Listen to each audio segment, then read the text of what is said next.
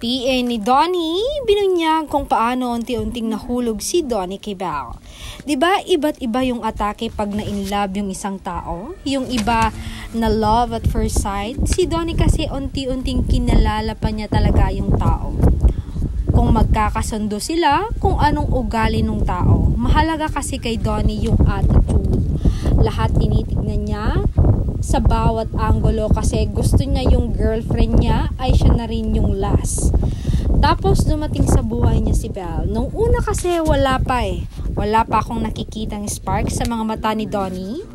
Hanggang sa nag-boom nga yung tandem nila as Don Belle. Maraming projects, mas maraming time silang magkasama at makikilala ang isa't isa. At yon, isang araw, nagulat na lang ako sa pag-uwi niya na nakangiti.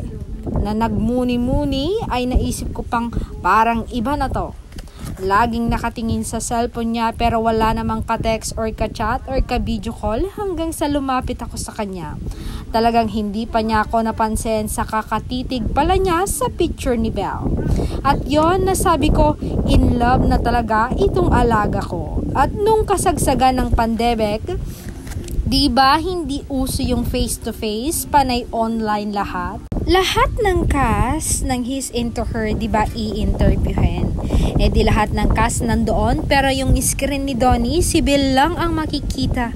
Zinomba naman para makita ng malapitan at yon, lutang na lutang. Tinititigan niya lang si Belle na natatawang sabi ni Jello.